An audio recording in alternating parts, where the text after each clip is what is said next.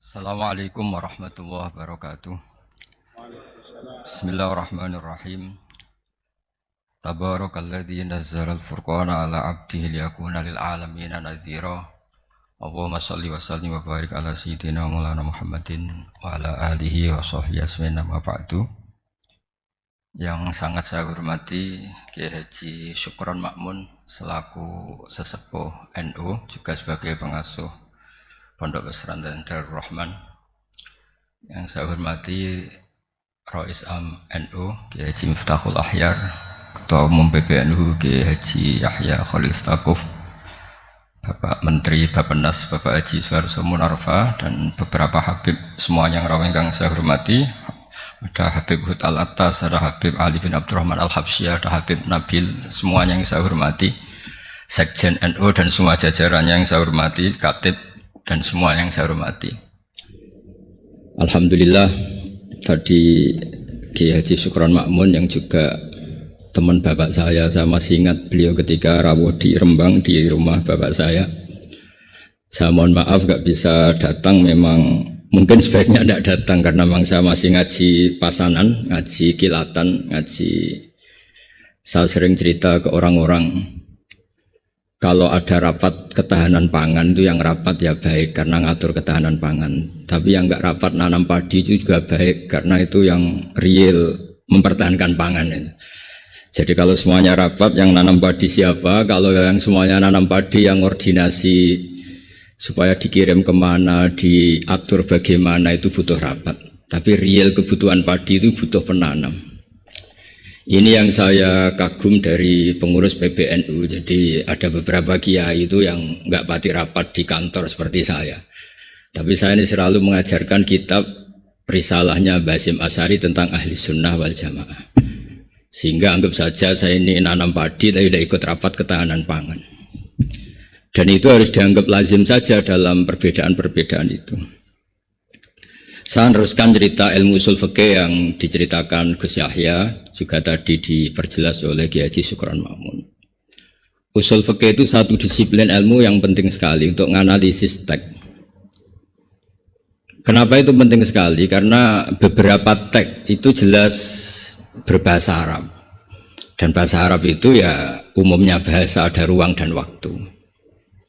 Sehingga ada beberapa cerita termasuk yang disebut terkenal sekali oleh Sayyid Muhammad Abu Ya Sayyid Muhammad bin Alawi Al-Maliki. Jika semua bid'ah itu jelek hanya karena Rasulullah tidak mengajarkan atau belum mengajarkan, maka cerita seperti ini enggak terjadi. Suatu saat itu ada sahabat, entah saking kangennya Allah entah gimana, ketika iktidal itu baca Rabbana lakal hamdu hamdan katsiran thayyiban mubarakan fi. Itu tidak lazim karena selama ini Nabi mengajarkan Rabbana lakal hamdu mil as-samawati wa mil al-ardi wa mil ma syi'ta min syai'in ba'du, atau yang terkenal dibaca Rafa Rabbana lakal hamdu mil as-samawati wa mil al-ardi wa mil ma syi'ta min syai'in ba'du. Lalu karena itu enggak lazim, setelah sholat Nabi tanya, ayyukumul qail, dari kalian semua ini yang melafadzkan kalimat itu siapa? Semuanya diam. Karena takut disalahkan Rasulullah SAW. Semuanya diam, tapi setelah akhirnya Nabi ngendikan, fa inni ra'aitu isnatai asyara malakan yabtadirunaha ayyuhum yaktubu awwalu. Saat tadi melihat 12 malaikat, mereka berebut sekali untuk mencatat kalimat itu. Kalimat itu begitu indah sehingga 12 malaikat tadi berebut ingin mencatat. Terus pemuda tadi atau orang tadi bilang, ha anada ya Rasulullah, tadi yang lafadzkan itu saya. Itu tidak ada sabkut ta'lim, tidak ada pengajaran dahulu dari Rasulullah SAW, tapi itu direspon oleh malaikat dan tentu disetujui oleh Rasulullah SAW. Maka ini satu kepastian bahwa tidak semua bid'ah, tidak semua hal yang baru itu dolalah atau sayyi'ah. Begitu juga ada sahabat, dan ini yang ditiru NU seluruh Indonesia. Itu kalau ngimami itu, padahal ini didelegasikan di satu perkampungan oleh Rasulullah. Kalau ngimami itu kulhu terus, selalu baca kulhu, Allahu ahad itu. Akhirnya dikomplain sama makmumnya karena ya kok kulhu terus itu kan tidak keren, apalagi trennya sekarang nyari imam itu kan hafid itu. Ketika dilaporkan Rasulullah bahwa yang kau tugaskan ini ya Rasulullah selalu baca kulhu itu. Tapi Rasulullah itu karena orang bijak mengkonfirmasi dulu, kenapa Anda baca kulhu terus? Kata orang tadi, li'annaha sifatur rahman. Artinya ayat-ayat dalam kulhu itu sifat Allah. Maka saya suka. Di situ tidak ada hadun nafsi, tidak ada ayat yang menguntungkan kita, semuanya tentang Allah. Biasanya kita sebagai muslim kebanyakan kan selalu memanfaatkan sifat Allah gitu. Jadi enggak rela lah kalau Allah nganggur itu. Misalnya kita bilang innallaha ala kulli syai'in qadir, ya kalau engkau qadir ya jadikan saya bupati, wakil presiden atau gubernur gitu. Kalau Allah mujib ya kabulkan saya ingin jadi orang kaya. Kan Allah itu enggak boleh lah, sifatnya nganggur itu enggak boleh. Mesti perasaan manusia itu gitu. Nah, di kulhu itu tidak ada itu semua, hanya nerangkan sifat Allah Ta'ala yang nafsaniyah, yang tentang Allah. Apa jawabannya Nabi? Kata Nabi, barusan malaikat Jibril datang ke saya memberitahu bahwa Allah mencintai kamu karena kamu mencintai surat Ikhlas, surat Kulhu. Itu artinya apa? Juga ada sabkut taklim. Bahkan terkonfirmasi dulu. Nabi mengiyakan setelah tanya. Nyatanya itu dibenarkan. Jadi ada sekian bukti bahwa ubudiyah atau ibadah atau perilaku sosial yang tidak ada sabkut taklim, tapi kemudian Nabi membenarkan.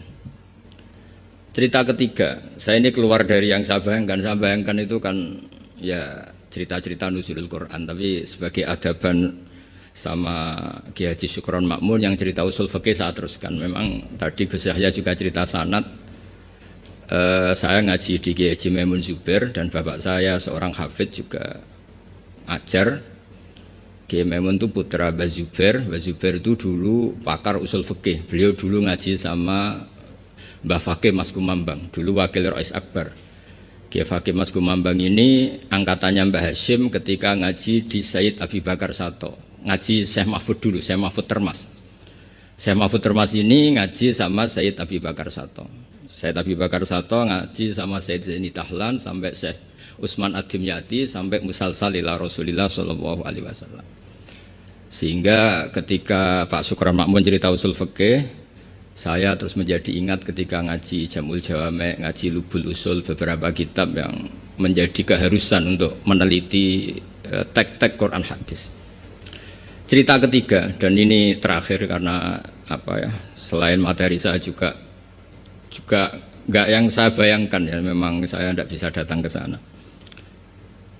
Ketika Rasulullah SAW cerita, saya melihat surga, kemudian dengar derap sandal itu, sandal klompen itu.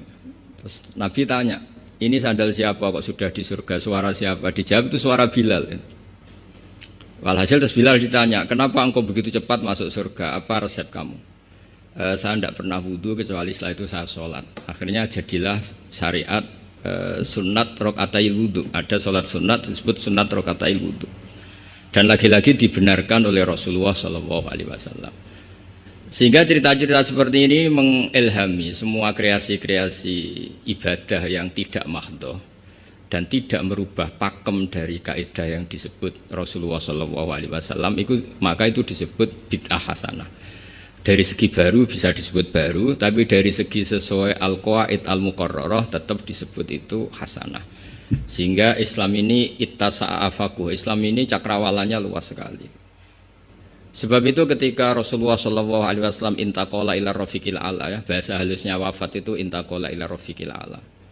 Ada khilafah yang dipilih konsensus, yaitu Abu Bakar As-Siddiq. Ada khilafah yang ditunjuk, yaitu Umar bin Khattab. Ada khilafah yang ditentukan ahli syura, yaitu Utsman bin Affan. Ada khilafah yang dipilih lagi oleh syura, yaitu Sayyidina Ali karramallahu wajhah. Dan semuanya itu juga akhirnya ijtihad, dan ijtihad itu sangat luas di ranah usul fikih.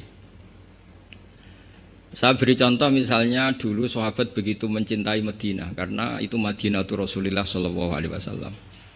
Muhajiru Rasulillah, tempat hijrahnya Rasulullah. Tapi Sayyidina Ali itu akhirnya pindah di Irak, di Kufah, karena beliau ingin nasrul ilm. Jadilah Kufah melahirkan Baghdad yang menjadi Qubbatul Islam. Di situ lahir ulama-ulama top, termasuk Sultanul Ulama Syekh Abdul Qadir Jilani. Imam Syafi'i pernah hidup di Baghdad. Semua ulama besar pernah hidup di Kufah, di Basra, di Baghdad. Sehingga di Kufah zaman itu jadi markazul ilm.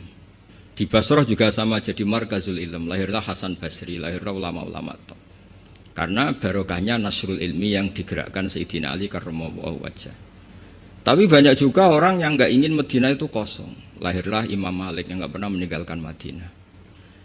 Nah, sisi pandang yang berbeda ini ya karena barokahnya usul fikih, ada illatul hukmi, ada alasan kenapa hukum ini terbentuk. Sehingga barokahnya pemikiran-pemikiran itu kita tidak pernah kering, nggak pernah nggak punya pakar-pakar usul fikih. Yang saya tahu misalnya Mbah Zubair punya murid Kiai Haji Sal Mahfud yang ngarang kitab Thariqatul Fusul, itu juga berkat beliau ngaji sama Mbah Zubair, zaman itu ngaji Jamul Jame, ngaji Lubul Usul. Akhirnya setelah Mbah Zubair mewakili Mbah Fakih Mas Kumambang, mewakili Mbah Mahfud Termas, kemudian mewakili Sayyid Abi Bakar Sato, juga mewakili dari abahnya namanya Mahfud bin Abdullah bin Abdul Manan. Ki Abdul Manan ini yang orang pertama Indonesia yang di Al-Azhar di Mesir, sehingga di kedutaan Mesir orang Jawa pertama alim alama yang di sana namanya Syekh Abdul Manan. Itu ngaji sama Sohibul Ithaf yang punya Syarah Ikhya, namanya Ithafus Sadatil Muttaqin, Ithafus Sadat Al-Muttaqin. Itu kitab yang luar biasa karena Ikhya dikarang 600 tahun yang lalu itu tidak ada yang berani mensarai. Dikarang oleh Hujjatul Islam, kitab legenda. Itu yang menyarai pertama adalah Said Murtado Az-Zabidi, gurunya Kiai Abdul Manan. Kiai Abdul Manan itu mbahnya Syekh Mahfud. Jadi Kiai Abdul Manan punya putra Kiai Abdullah, punya putra Kiai Mahfud.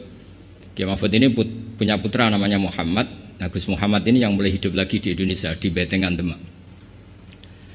Lalu Syekh Ithaf ini, Sayyid Zabidi ini nganalisis ilmu itu luar biasa. Ini yang al-ilmu bidiroyah. Di luar riwayat itu ada al-ilmu bidiroyah. Kita tahu tadi dawuh Pak Sukron, kita madaih, kita maulid, dan maulid itu luar biasa. Di situ ada sejarah Rasulullah, ada sholawatan, ada semuanya. Dan ketika kita pakai ilmu diroyah, kualitas sholawat ini luar biasa. Bukan sekedar biasa, luar biasa. Hadhihi kalimatul mahabbah, ini kalimat mahabbah yang menjadikan kita tidak akan kecelakaan kayak yang dialami umat Isa alaihissalam. Yaitu Rasulullah SAW ini jadi nabi setelah Nabi Isa alaihissalam. Di mana orang yang senang sekali sampai memposisikan di atas kapasitas sebenarnya, sampai menuhankan. Yang benci juga benci sekali sampai menuduh yang macam-macam.